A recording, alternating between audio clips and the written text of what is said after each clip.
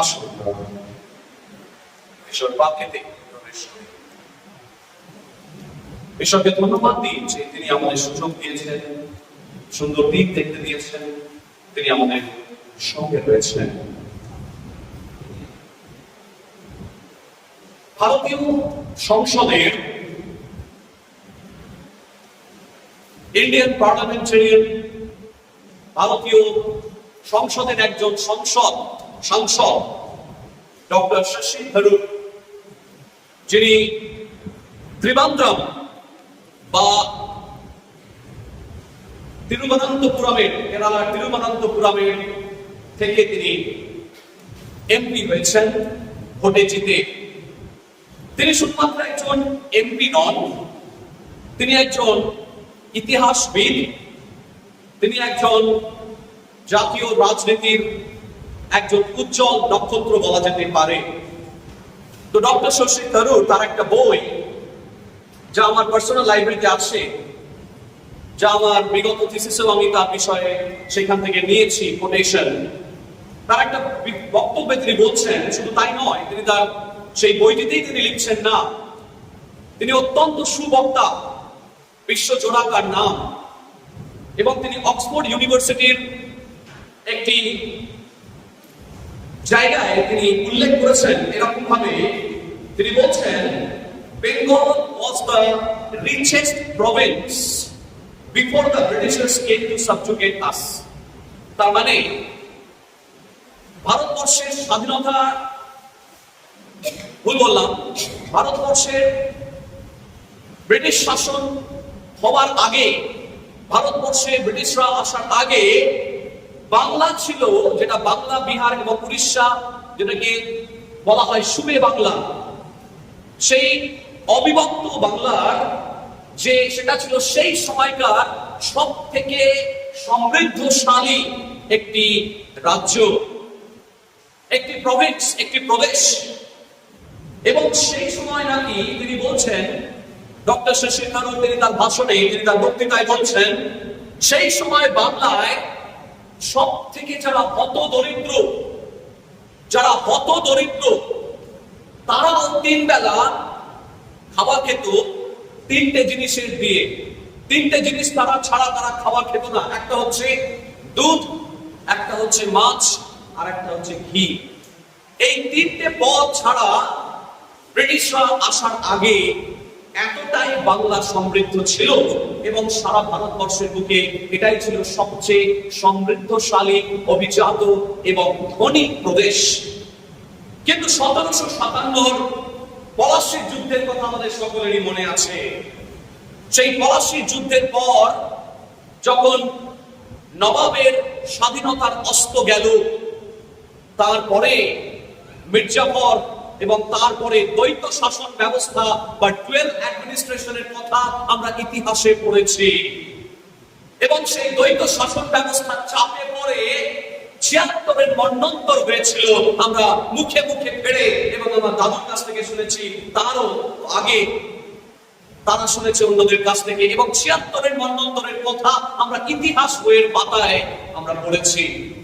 যেটা হয়েছিল 1776 সালে, অর্থাৎ 57-তে নবাবের স্বাধীনতার অস্ত চলে গেল, এবং তার 76 মানে প্রায় 21 বছরের মাথায় বাংলা, যে বাংলা সব থেকে সমৃদ্ধশালী, যে বাংলার মানুষ 3টে পদ ছাড়া তারা খাবার খেত না, সেই বাংলায় মন্বন্তর দেখা দিয়েছে। এমনই মন্বন্তর দেখা দিল যে সেই 76-এর মন্বন্তরে খিদের জ্বালায় মা ছেলের আঙুল কেটে খেয়ে ফেলছে। এইরকম নিদর্শন দেখা গেছে, এবং সেটাও ডকুমেন্টেড হয়েছে, এবং সেটা ইতিহাসের পাতা থেকে আমরা পড়েছি। কিন্তু কেন এমন হলো? ব্রিটিশ ঔপনিবেশিক মানসিকতা তো ছিলই, শোষণ তো ছিলই, নীল চাষের দাদন তো ছিলই, এগুলো ছিলই, কিন্তু তার থেকেও বড় কথা, ভারতে এসে তারা 200 বছর রাজত্ব করতে পেরেছিল এই কারণে, কারণ তারা ভারতবর্ষের লোকের মানসিকতাটাকে আগে বুঝতে পেরেছিল। আপনারা হয়তো জানলে অবাক হবেন, ইতিহাস থেকে একটু বলি, যে জাহাঙ্গীর যখন রাজসভায় রয়েছেন দিল্লিতে, দিল্লির মসনদে যখন মুঘল সম্রাট জাহাঙ্গীর রয়েছেন, তখনই ব্রিটিশ ইস্ট ইন্ডিয়া কোম্পানি তার একজন থমাস রো বলে একজনকে পাঠিয়েছিলেন, এবং সেই থমাস রো সময় থেকে ভারতীয়দের যে চিন্তা ভাবনা সমস্ত কিছু তারা পর্যালোচনা করছিল, তাদের মানসিকতাকে বিচার করে দেখছিল এরা কেমন ধরনের লোক, এদের এখানে কিছু করা যাবে কিনা। এবং তা একটা ঐতিহাসিক দলিলে এরকম ভাবে বলা হয়েছে যে ভারতবর্ষের স্বাধীনতা থাকা বা না থাকা কি আসে যায়, কারণ মানুষই তখন স্বাধীনতার গুরুত্ব বুঝতে শেখেনি। ইতিহাসবিদরা বলে যে সেই সময় মানুষের মধ্যে লোভ লালসা ছিল চরম পর্যায়ে, সেই সময় স্বার্থ কেন্দ্রিকতা ছিল সাংঘাতিক। তা না হলে পলাশের যুদ্ধে 30,000 সৈন্য নিয়ে আর 2,000 অশ্বারোহী আর 3,000 হাতি নিয়ে মাত্র 3,000 সৈন্যের কাছে হেরে যায়। যে পলাশের যুদ্ধ যেখানে হয়েছিল সেখানে আমার এক মাসি শাশুড়ির বাড়ি, আমি সেখানে গিয়েছিলাম। আমবাগানে সেই পলাশীর প্রান্তরে যেখানে যুদ্ধ হয়েছিল, যেখানে সিরাজদৌল্লার মূর্তিটা রাখা রয়েছে, সেখানে আমি গিয়েছিলাম। এবং সেখানে দেখা গেছে, আমরা শুনতে পেলাম যে সেইখানে নবাবের বিশাল সৈন্য ছিল, কিন্তু তা সত্ত্বেও নবাব সেদিন যুদ্ধে জিততে পারেনি। তার কারণ ছিল সেইখানকার মানুষের নিষ্ঠুর মানসিকতা, লোভ লালসা, স্বার্থ কেন্দ্রিকতা, অনৈতিকতা, বিশ্বাসঘাতকতা এবং ল্যাক অফ ইউনিটি, অর্থাৎ অনৈতিকতা শুধু নয়, কিন্তু নিজেদের মধ্যে কোনো দলাদলি ছিল। এ ওকে পছন্দ করতো না, ও তাকে পছন্দ করতো না। এই ধরনের ফলে নবাবের সৈন্যের ক্ষমতা অনেক ছিল, লোকবল অনেক ছিল, লস্কর অনেক ছিল, সৈন্য অনেক ছিল, কিন্তু তারা যুদ্ধে জিততে পারেনি এত ক্ষমতা থাকা সত্ত্বেও। ব্রিটিশ ইস্ট ইন্ডিয়া কোম্পানি, আমরা বললাম যে এইভাবে তারা ভারতবর্ষে প্রবেশ করেছিল এবং স্বাধীনতা সেদিন অস্ত গিয়েছিল। 15 তারিখে আমরা স্বাধীনতা দিবস পালন করেছি, কিন্তু আমি ভাবছিলাম যে এই বিষয়টা নিয়ে যখন চিন্তা করছিলাম, আমি চিন্তা করলাম একজন ইতিহাসের ছাত্র হিসেবে, একজন ইতিহাসের চিন্তাবিদ হিসেবে আমি ভাবছিলাম যে স্বাধীনতা কেন সেদিন চলে গিয়েছিল। কারণ এই কারণগুলো ছিল, ক্ষমতা স্বাধীনতাকে ধরে রাখতে পারে না, সম্পদ স্বাধীনতাকে ধরে রাখতে পারে না। স্বাধীনতাকে ধরে রাখতে গেলে ভিতর থেকে প্রথমে স্বাধীন চিন্তা করতে হয়। স্বাধীনতায় হীনতায় কে বাঁচিতে চায় হে, কে বাঁচিতে চায়, রঙ্গলাল বন্দ্যোপাধ্যায় লিখেছিলেন। স্বাধীনতা হীনতায় কে বাঁচিতে চায় হে, কে বাঁচিতে চায়। আজকে সেই স্বাধীনতা নিয়ে আমরা কথা বলবো, কিন্তু ঈশ্বরের বাক্য থেকে আমরা কথা বলবো।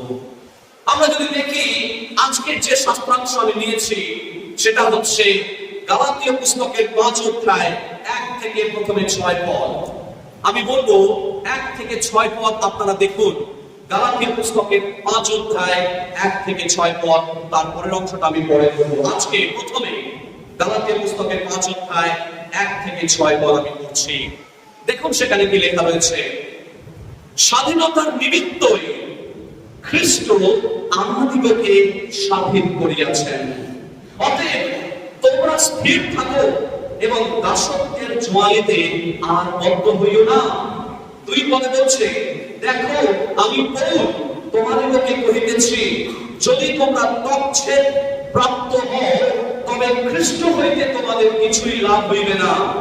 যে কোনো মনুষ্য তচ্ছেদ প্রাপ্ত হয়, তাহাকে আমি পুনরায় এই সাক্ষ্য দিতেছি যে সে ঋণ শোধের ন্যায় সমস্ত ব্যবস্থা পালন করিতে বাধ্য। তোমরা যে সকল ব্যবস্থা দ্বারা ধার্মিক গণিত হইতে যত্ন করিতেছ, তোমরা খ্রিস্ট হইতে বিচ্ছিন্ন হইয়াছ, তোমরা অনুগ্রহ হইতে পতিত হইয়াছ। কারণ আমরা আত্মার দ্বারা বিশ্বাস হেতু ধার্মিকতার প্রত্যাশা সিদ্ধির অপেক্ষা করিতেছি। যদি আমরা এই অংশটার ব্যাকগ্রাউন্ড একটু লক্ষ্য করি, তাহলে দেখব যে সাধু পৌল তিনি গালাতীয়দের প্রতি ভয়ানক চটে আছেন। যদি গালাতীয় পুস্তকের 3 অধ্যায় 3 পদে দেখি, সেখানে তিনি বলছেন, এই মূর্খ গালাতীয়রা, এইরকম ভাষা তিনি ব্যবহার করছেন। ইংরেজি বাইবেলে বলছে ইউ আর ফুলিশ, গ্যালাটিয়ান্স, তোমরা মূর্খ। কেন তিনি এত স্ট্রং শব্দ ব্যবহার করছেন? কারণ তার উত্তরটা লেখা রয়েছে এই 5 অধ্যায় 1 পদ থেকে।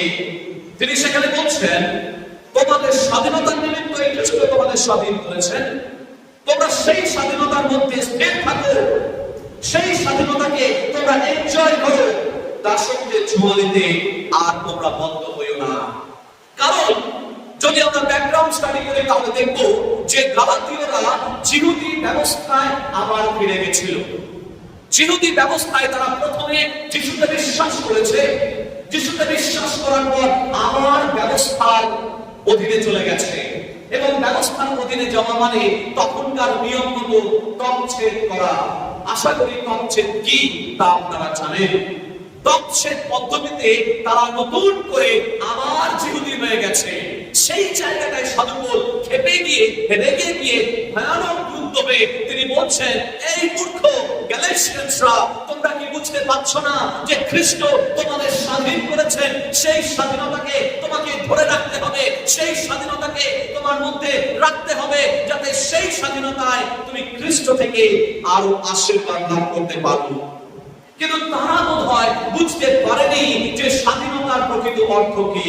সেই কারণে সাধু পৌল তাদেরকে স্মরণ করিয়ে দিচ্ছেন যে খ্রিস্ট থেকে এই ত্বকচ্ছেদ করলে, ব্যবস্থা মেনে চললে তোমাকে পুরোটাই মেনে চলতে হবে, হাফ মেনে চললে হবে না।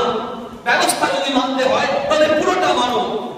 যদি ত্বকচ্ছেদ করতে হয় শুধু ত্বকচ্ছেদেই হবে না, ব্যবস্থার 612টা যে নিয়ম আছে সেই 612টা নিয়ম কি তোমাকে পালন করতে হবে। যদি সেইটা করতে পারো তবেই লাভ, নচেৎ নয়। সাধু পৌল এই কথা বলছেন।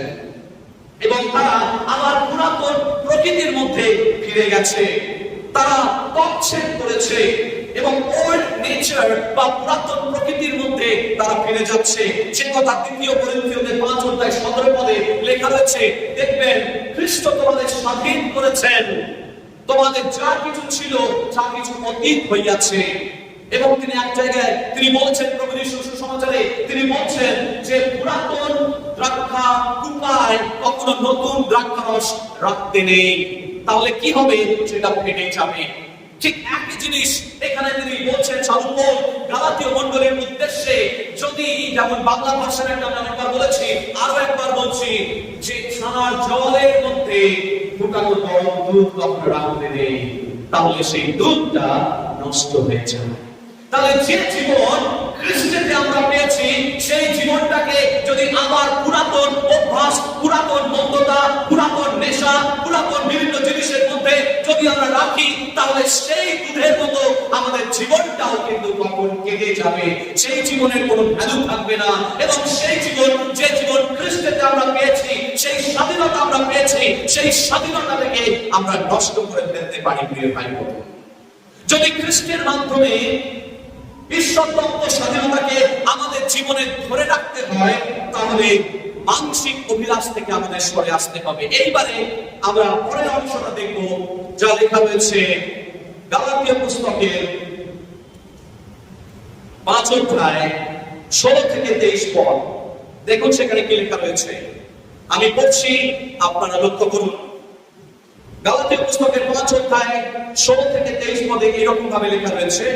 সেখানে বলা হচ্ছে, কিন্তু আমি বলি তোমরা আত্মার বশে চলো, তাহা হইলে মাংসের অভিলাষ পূর্ণ করিবে না। কেননা মাংস আত্মার বিরুদ্ধে এবং আত্মা মাংসের বিরুদ্ধে অভিলাষ করে, কারণ এই দুয়ের একটি অন্যটির বিপরীত। তাই তোমরা যাহা ইচ্ছা করো তাহা সাধন করো না। কিন্তু যদি আত্মা দ্বারা চালিত হও তবে তোমরা ব্যবস্থার অধীন নও। আবার মাংসের কার্য সকল প্রকাশ আছে, সেগুলি এই রকম: বেশ্যাগমন, অশুচিতা, শরীরিতা, প্রতিমা পূজা, মোহ, নানা প্রকার শত্রুতা, বিবাদ, ঈর্ষা, রাগ, প্রতিযোগিতা, বিচ্ছিন্নতা, দলভেদ, মাৎসর্য, মত্ততা, রঙ্গরস ও তৎসদৃশ অন্যান্য দোষ। এই সকলের বিষয়ে আমি তোমাদিগকে অগ্রে বলিতেছি, যেমন পূর্বে বলিয়াছিলাম, যাহারা এই প্রকার আচরণ করে তাহারা ঈশ্বরের রাজ্যের অধিকার পাইবে না। কিন্তু 22 পদে লক্ষ্য করুন, আত্মার ফল প্রেম, আনন্দ, শান্তি, দীর্ঘসহিষ্ণুতা, মাধুর্য, মঙ্গলভাব, বিশ্বস্ততা, মৃদুতা, ইন্দ্রিয় দমন, এই প্রকার গুণের বিরুদ্ধে ব্যবস্থা নাই। আজকে যখন আমরা প্রথমে মানসিক অভিলাষ নিয়ে কথা বলছি, এই মানসিক অভিলাষ নিয়ে যখন আমরা কথা বলছি, প্রথমে যেটা আমরা বলবো, এটাকে এই মানসিক অভিলাষগুলোকে চারটে ভাবে আমরা ভাগ করেছি। প্রথম হচ্ছে সেক্সুয়াল অফেন্স, যৌনতামূলক অসুচিতা। আমি বলবো যৌনতামূলক অসুচিতা, যেটা হচ্ছে শুধুমাত্র বেশ্যাগমন নয়, শুধুমাত্র কোন রকম কারোর সঙ্গে ব্যভিচার করা নয়, তার থেকেও বড় কথা প্রভু যীশু যা তিনি পর্বতে দত্ত উপদেশে তিনি বলছেন, যদি মনে মনে কোন নারী সম্বন্ধে কুচিন্তা করো, তখনই কিন্তু তুমি ইতিমধ্যে ব্যভিচার করে ফেলেছো। তিনি বলছেন উক্ত হইয়াছিল। কিসে উক্ত হইয়াছিল? তিনি মসির কথা বলছেন, তিনি যাত্রা পুস্তকের 20 অধ্যায়ের কথা তিনি রেফারেন্স দিচ্ছেন, এবং তিনি বলছেন উক্ত হইয়াছিল যে তুমি হত্যা করবে না। কিন্তু আমি বলছি, যদি কেউ তার ভাইয়ের সম্পর্কে কোন রকম ষড়যন্ত্র করে, মনে মনে যদি কিছু বলে, বা সে মুখে যদি রাগ কথাটা উচ্চারণ করে, তৎকালীন সেই সময়কার একটি বোধহয় কোন অশ্লীল কথা, সেটাও যদি সে বলে, সে ইতিমধ্যে হত্যার দায়ে পতিত হইবে। তার মানে তিনি বলছেন আমাদের মনটাকে অসুচিতা থেকে শুচি করতে হবে। প্রিয় ভাই বোন, শুধু হত্যা করলেই আপনি মার্ডারার নন, শুধু আপনি ব্যভিচার করলেই আপনি ব্যভিচারী নন। সত্যজিৎ রায়ের কোন একটা সিনেমায় বলছে যে মনে চুরি করে সেই তো চোর। তাই মনে আগে আমি চুরি করছি, ভাবের ঘরে আমি চুরি করছি, তখনই তো ঈশ্বরের দৃষ্টিতে আমার মনের মধ্যে প্রবলেম রয়েছে।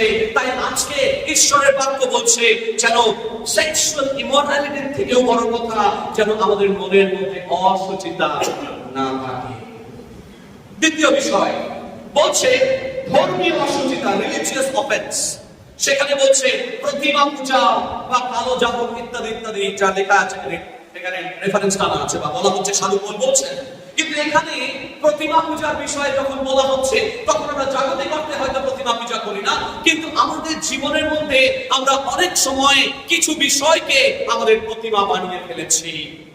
আমরা অনেক সময় আমাদের জীবনের যে লক্ষ্যটাকে হয়তো ঈশ্বরের থেকে বেশি প্রাধান্য দিচ্ছি, আমাদের জীবনের আকাঙ্ক্ষাটাকে, আমাদের জীবনের চাওয়া পাওয়াটাকে আমরা ঈশ্বরের থেকে যখন বেশি প্রাধান্য দিই, সেইটাই কিন্তু আমাদের জীবনে প্রতিমা হয়ে দাঁড়ায়। প্রিয় ভাই বোন, ঈশ্বর থেকে যেন কোনো কিছু বেশি প্রাধান্য না পায়। আমাদের জীবনে খেয়াল রাখতে হবে কোনো কিছুই যেন ঈশ্বরকে ব্যতি রেখে না হয়। সেই কারণে গীত সংহিতায় 37:5 পদে তিনি বলছেন, সমস্ত কিছু সদাপ্রভুর হাতে সমর্পণ করো, সমস্ত কিছু সদাপ্রভুর হাতে অর্পণ করো, সমস্ত কিছু তিনি শাসন করবেন, বলেন আমেন। তাই আজকে আমাদের যা কিছু আছে, যা কিছু ঈশ্বর দিয়েছেন, কোনো কিছুই যেন আমাদের কাছে প্রতিমা স্বরূপ হয়ে না দাঁড়ায়। প্রিয় ভাই, তৃতীয়ত যখন সেই বিষয়ে মানসিক অভিলাষ নিয়ে কথা বলছি, যে মানসিক অভিলাষ থেকে আপনি সরে আসতে না পারলে আপনার জীবনে যে স্বাধীনতা তিনি দিয়েছেন, সেই স্বাধীনতাকে আপনি ধরে রাখতে পারবেন না। কারণ শয়তান আসে, শত্রু আসে চুরি, বিনাশ এবং ধ্বংস করতে। আপনার জীবনে যে স্বাধীনতা রয়েছে, সেই স্বাধীনতাকে যদি এই মানসিক অভিলাষগুলো আমার এবং আপনার জীবনের মধ্যে থাকে, তাহলে যে স্বাধীনতা খ্রিস্টতে আমরা পেয়েছি, সেই স্বাধীনতাকে দিয়াবল আসবে এবং চুরি করে নেবে। আর সেই কারণেই তিনি বলছেন তৃতীয় বিষয় মানসিক অভিলাষের মধ্যে সম্পর্কমূলক অসুচিতা, রিলেশনাল অফেন্সেস। রিলেশনাল অফেন্সেস, সম্পর্কমূলক অসুচিতা। সেখানের মধ্যে রয়েছে কি? হিংসা, একে অপরকে সহ্য করতে পারছি না, একে অপরকে দেখতে পাচ্ছি না, ঈর্ষা করছি, ঘৃণা পোষণ করছি, ক্রোধ, স্বার্থপরতা, আত্মকেন্দ্রিকতা। এই জন্যে কিন্তু ভারতবর্ষের স্বাধীনতা একদিন ব্রিটিশরা ছিনিয়ে নিয়েছিল।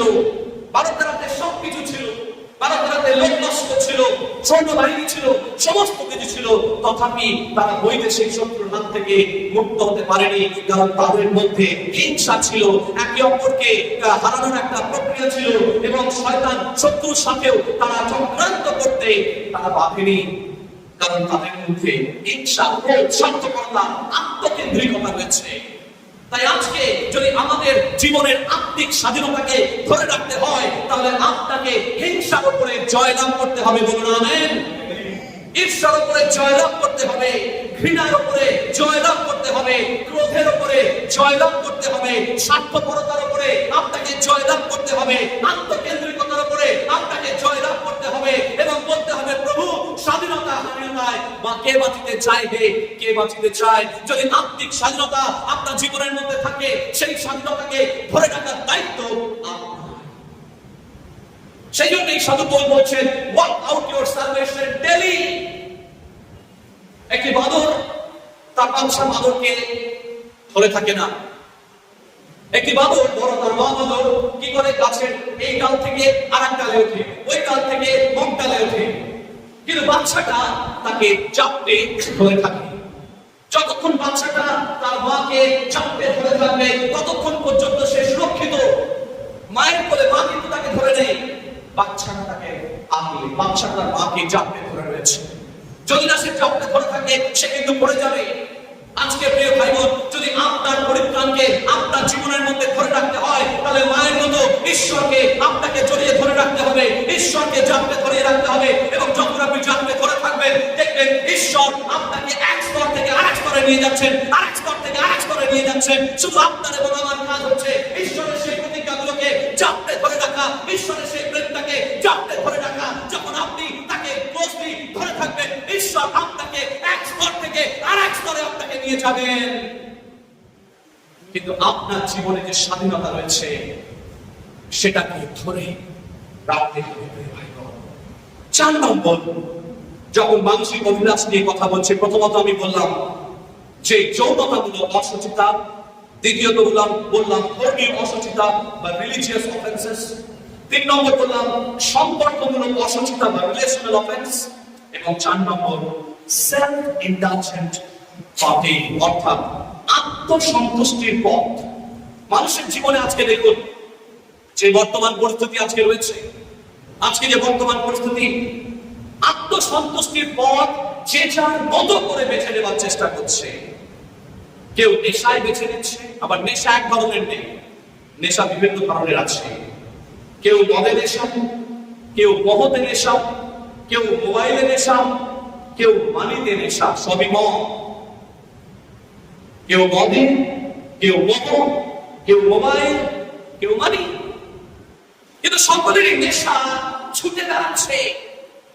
আর এই ভয়ঙ্কর নেশাকে স্যাটিসফাই করার জন্য, সন্তুষ্টি করার জন্য তখন ভোগবাদে লিপ্ত হয়ে চরম ঘটনা ঘটিয়ে ফেলছে।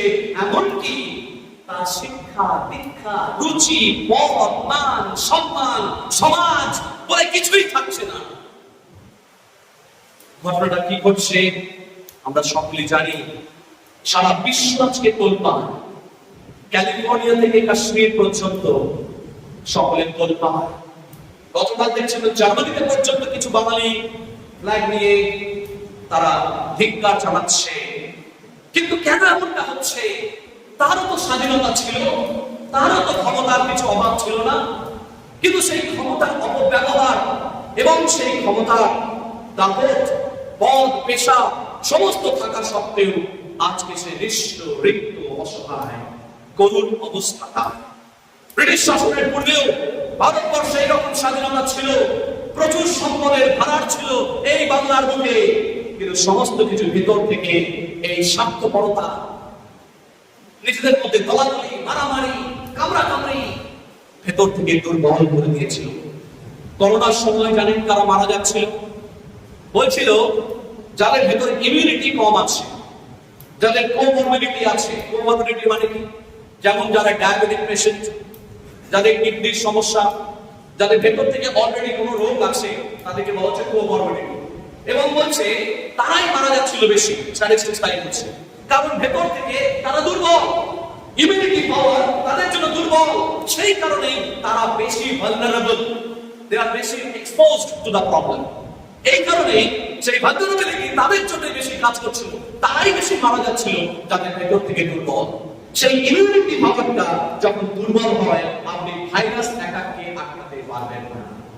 তাই স্বাধীনতাকে যদি ধরে রাখতে হয় আপনাকে ভেতর থেকে মজবুত হতে হবে, বলুন আমেন।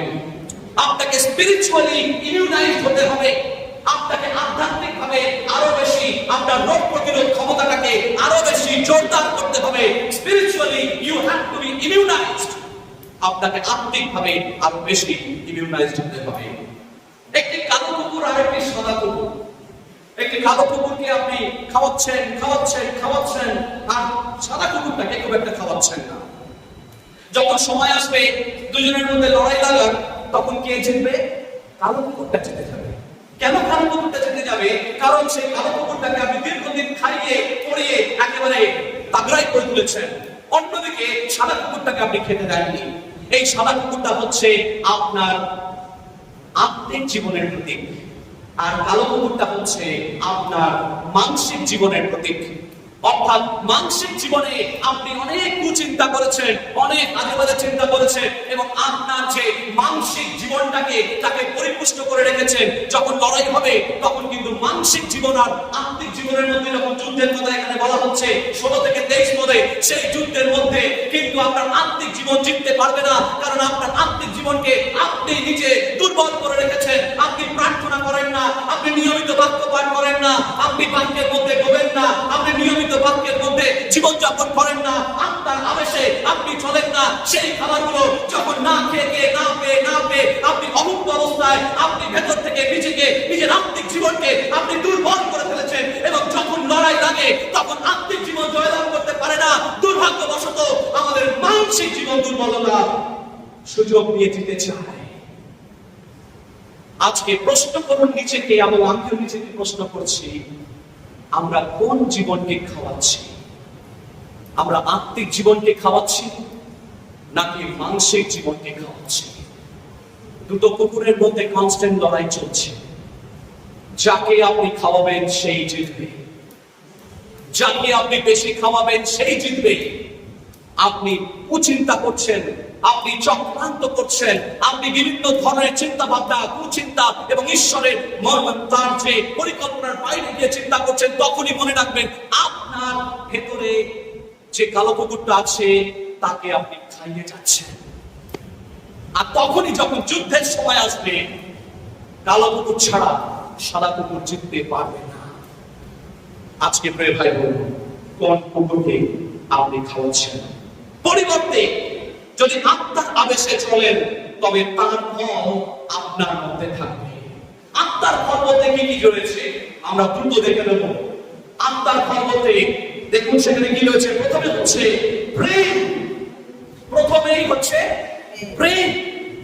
প্রেম কথাটা খুব ছোট, কিন্তু এর মানে, এর গভীরতা অনেক গভীর।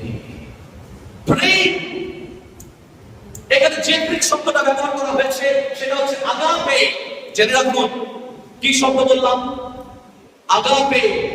আমার সাথে সাথে বলুন, আগাপে, আগাপে, আগাপে। এই শব্দটা নতুন নিয়মের ঐশ্বরিক প্রেমের ক্ষেত্রে ব্যবহার করা হয়েছে। আগাপে, এই আগাপে শব্দটা মানে হচ্ছে এটাই শর্তহীন প্রেম। কোন শর্ত নেই এ প্রেমে, আপনার কাছে শর্তহীন প্রেম। এখানে কিন্তু সেই প্রেম আনকন্ডিশনাল, এবং এখানে গিভ এন্ড টেক পলিসির কিন্তু ব্যবহার হচ্ছে না, বলুন আমেন। ঈশ্বরের প্রেমের ক্ষেত্রে গিভ এন্ড টেক পলিসি জগতের নিয়ম, কিন্তু ঈশ্বরের রাজ্যের ক্ষেত্রে গিভ এন্ড টেক পলিসির কোনো ব্যাপার নেই। তিনি বলছেন, আমি শর্তহীন ভাবে আমি তোমাকে মুক্তি দিলাম। যখন আপনি পাপের মধ্যে ছিলেন, তিনি বলছেন তোমাকে শর্তহীন ভাবে আমি স্বাধীনতা দিলাম। যখন তুমি অসুস্থতায় পড়েছিলে বিছানায়, আমি শর্তহীন ভাবে তোমাকে আরোগ্যতা দিলাম। শর্তহীন প্রেম। তাই আপনি যা কিছু করবেন শর্তহীন ভাবে ঈশ্বরের দিকে তাকিয়ে করুন, কারণ আপনাকে ঈশ্বর জীবন দিয়েছেন। সেই কৃতজ্ঞতায় আপনি সেই কাজ করছেন। আপনি যে কাজ করছেন ঈশ্বরের দিকে তাকিয়ে করছেন, ঈশ্বর আপনাকে আশীর্বাদ করবেন, ঈশ্বর আপনাকে ধরবেন, ঈশ্বর আপনার পরিবারকে ভালো রাখবেন, ঈশ্বর আপনাকে জীবনের সফলতা দেবেন। ঈশ্বর কারোর কাছে ঋণী থাকেন না। আমি দেখেছি আমার জীবনে যে কাজ আমি ঈশ্বরের জন্য করেছি, কখনো ঈশ্বর আমাকে ঋণী রাখেননি। তিনি আমার কাছে কোনোদিন ঋণী থাকেননি। আপনি যখনই কোনো কাজ ঈশ্বরের দিকে তাকিয়ে করবেন, ঈশ্বরের জন্য তার দিকে তাকিয়ে আপনি করবেন, আপনি দেখবেন আপনার জীবনে আপনি সফলতা পাবেন। বলুন আমেন। সেই কারণে প্রেম যখন করবেন নিঃস্বার্থ, যা কিছু আপনি করবেন নিঃস্বার্থ, ঈশ্বরের সেই প্রেমের গভীরতায় যা কিছু করবেন নিঃস্বার্থ, তার পেছনে কিন্তু স্বার্থ যেন না থাকে। ঈশ্বর অন্তর্যামী, তিনি আমাদের চিন্তা জানেন, চিন্তা তৌল করেন মানে মাপেন কি ধরনের চিন্তা নিয়ে আমরা কোন কাজ করছি।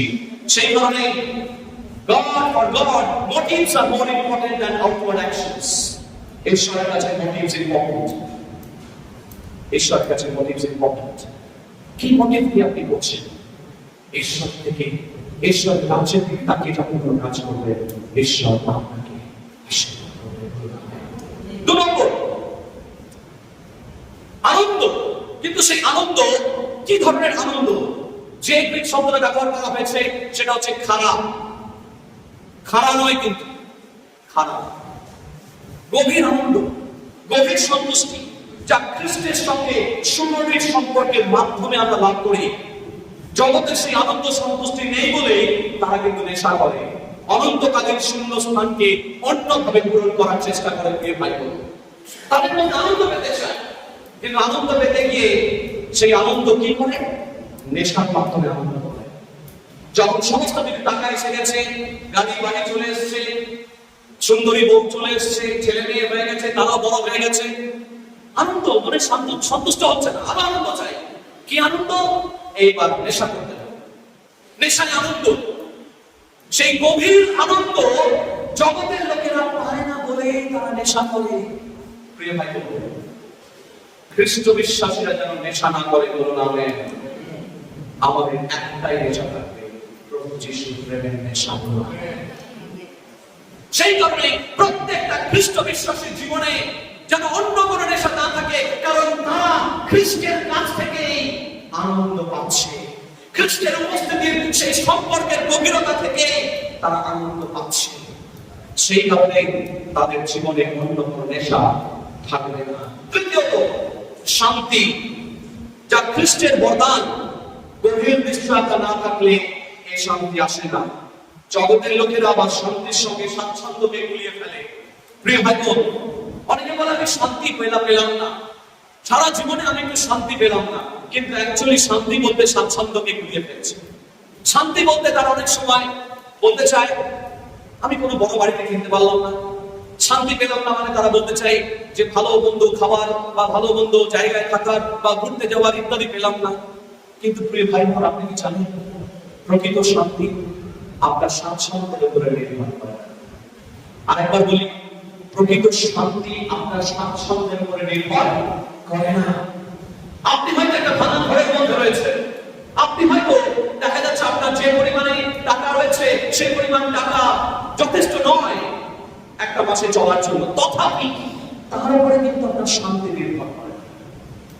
শান্তি নির্ভর করে আপনার সঙ্গে আপনার প্রভুর গভীরতা কতটা অনুরূপে। আপনি যত ঈশ্বরের সম্পর্কের গভীরে যাবেন, মাটির যত ভেতরে একটি গাছের শিকড় যায়, সেখান থেকে তারা তত শিকড়ের মধ্যে সেই মাটির মৌসিক জল তুলতে পারে। আজকের প্রশ্ন হচ্ছে, খ্রিস্টের সাথে সম্পর্কের কত গভীরে আপনি যেতে পেরেছেন? যদি আপনি খ্রিস্টের সাথে সেই সম্পর্কের গভীরে চান, তখন সেখান থেকে ঈশ্বর আপনাকে শান্তি দেবে। প্রকৃত শান্তি ঈশ্বর থেকেই পাওয়া যায়। অর্থের বিনিময়ে কখনো শান্তি আসে না প্রিয় ভাই বোন। চতুর্থত, দীর্ঘ সহিষ্ণুতা। অল্পেতেই আমরা রেগে উঠি। রোগ, রেগে ওঠা, অধৈর্য হয়ে যাওয়া, অস্থিরতা ইত্যাদি আপনার স্বাধীনতাকে হরণ করে ফেলতে পারে প্রিয় ভাই বোন। এজন্যই মনে রাখবেন, রেগে গেলে সহজে কথা বলবেন। যদি মনে হয় যে আপনি রেগে গেছেন, প্রথমে ডিসিশন নিন আমি কারোর সঙ্গে কথা বলবো না, আমি সেটা করার চেষ্টা করব।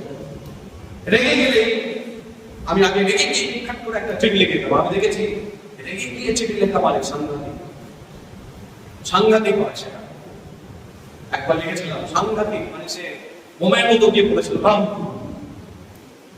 রেগে গিয়ে আমি তারপরে চেডিয়া লিখি না, রেগে গিয়ে কিচ্ছু লিখি না, প্রথমে রাতটাকে সম্বরণ করবো।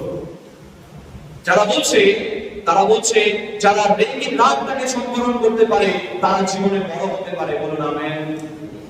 যারা রাতকে সম্বরণ করতে পারে তারা অনেক বড় হয় জীবনে। তাই রাতকে সম্বরণ করুন, রেগে গিয়ে কোনো কথা বলবেন, যখন রেগে যাবে চুপ করে থাকবেন। যদি প্রয়োজন হয় আপনি বাড়ি থেকে বেরিয়ে যাবেন, বেরিয়ে গিয়ে ঘুরে আসুন।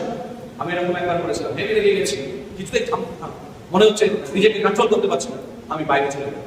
বেশ কিছুটা ঘুরে ঘাড়ে এসে কিছুক্ষণ পর আবার নর্মাল। রেগে গিয়ে কোনো কাজ করবেন না, তার ফল মারাত্মক ভয়ঙ্কর। 5 নম্বর, মাধুর্য মঙ্গল স্বভাব। মানুষের বিচার করতে গেলে প্রেম করার সময় পাবেন না। কে বলেছিলেন? Mother Teresa. মাধুর্য, নম্রভাবে কথা বলুন। যে গাছের যত ফল সেই গাছ তত বেশি নত হয়। যে গাছের যত ফল সেই গাছ তত বেশি নত হয়। প্রশান্ত মহাসাগরের গভীরতা অনেক বেশি, সেই কারণে সেই জল শান্ত থাকে। প্রশান্ত মহাসাগর, প্যাসিফিক ওশান, তার গভীরতা এত বেশি, সেই কারণে সেই জল শান্ত। যে মানুষের গভীরতা যত বেশি সেই মানুষ দেখবেন অনেক শান্ত। আজকে আপনার গভীরতা, আপনি সহজে কখনো রেগে যাবেন না। বিশ্বস্ততা। 6 নম্বর, যে কাজের দায়িত্ব আপনাকে ঈশ্বর দিয়েছেন সেটাকে সে বিশ্বস্ত ভাবে পালন করে। কোন দায়িত্ব, যে দায়িত্ব অল্পতে যারা বিশ্বস্ত থাকে বড় দায়িত্ব তাদেরকে দেওয়া যাবে, বলুন আমেন। তাই আজকে যখন আমরা আত্মার ফল নিয়ে চিন্তা করছি, এই ফলগুলো যদি আপনার মধ্যে থাকে আপনি আপনার স্বাধীনতাকে ধরে রাখতে পারবেন। বিশ্বস্ততা। যে কাজের দায়িত্ব যত ছোট হোক, যদি মনে করছেন ঈশ্বর আপনাকে বলছেন যে এখানে একটি কাগজ পড়ে রয়েছে তুলে ফেলে দিন, ওই কাজটা ঈশ্বর কিন্তু বিশ্বস্ত ভাবে আপনাকে দিচ্ছেন। যদি মনে করছেন ঈশ্বর আপনাকে বলছেন যে চেয়ারগুলো আপনি আগে এসে চেয়ারগুলো ঠিক করে দেবেন, এই কাজটার জন্য ঈশ্বর আপনার প্রতি আশীর্বাদ করবেন, দয়া প্রদর্শন করবেন। অর্থাৎ যে কোনো কাজ আপনি যখন বিশ্বস্ত ভাবে করেন সেই কাজটির মধ্য দিয়ে ঈশ্বর গৌরবান্বিত হন এবং তিনি সেটাকে রেকর্ডে রাখেন। আপনি ভুলে যেতে পারেন কিন্তু ঈশ্বর সেটাকে রেকর্ডে রাখেন। ইন্দ্রিয় দমন। যত নিজেকে সংযত রাখবেন, পবিত্র আত্মা যখন কারোর মধ্যে আসে তখন নিজেকে সংযত করতে পারে। বড় হতে গেলে বড় মানসিকতার প্রয়োজন, প্রিয় ভাই বোন। বিরিয়ানি রান্না কখনো ছোট বাটিতে হয় না, বিরিয়ানি রান্না বড় হাঁড়িতে হয়। আপনি যেরকম বড় পাত্র ঈশ্বর সেই অনুসারে আপনাকে ব্যবহার করবেন, বলুন আমেন। আপনার মন যদি ছোট একটু বাটির মতো হয় তাহলে ঈশ্বর তার বাইরে আপনাকে ব্যবহার করবেন। কিন্তু যদি আপনার মন উদার হয়, বড় হয়, বড় জায়গায় আপনি ঈশ্বর ব্যবহার করবেন। আজকে আসুন, স্বাধীনতাহীনতায় কে বাঁচিতে চাইবে, কে বাঁচিতে চায়, অনলাইন দেখছেন তাদের উদ্দেশ্য স্বাধীনতাহীনতায় কে বাঁচিতে চাইবে, কে বাঁচিতে চায়। যদি আত্মিক স্বাধীনতা দিয়াবল ছিনিয়ে দেওয়ার জন্য অপেক্ষা করছে, আপনি কি তাকে ছিনিয়ে দেওয়ার সুযোগ দেবেন? আদম আর হাওয়া তাদের কাছ থেকে স্বাধীনতা ছিনিয়ে নিয়েছিল শয়তান। আজকে আপনি যদি মানসিক অভিলাষের মধ্যে থাকেন আর যদি আত্মিক বরদানগুলো আপনার মধ্যে না থাকে এবং আত্মার ফলগুলো আপনার মধ্যে না থাকে, তাহলে দিয়াবলের পক্ষে সহজ হবে আপনার জীবন থেকে স্বাধীনতা কেড়ে নেওয়া। আসুন, যে স্বাধীনতা খ্রিস্টের মধ্য দিয়ে ঈশ্বর আপনাকে দিয়েছেন সেই স্বাধীনতাকে ধরে রাখি, মানসিক অভিলাষ থেকে দূরে চলে যায় এবং আত্মিক বরদানে লাভবান হই এবং আত্মিক ফলে ফলবান হই।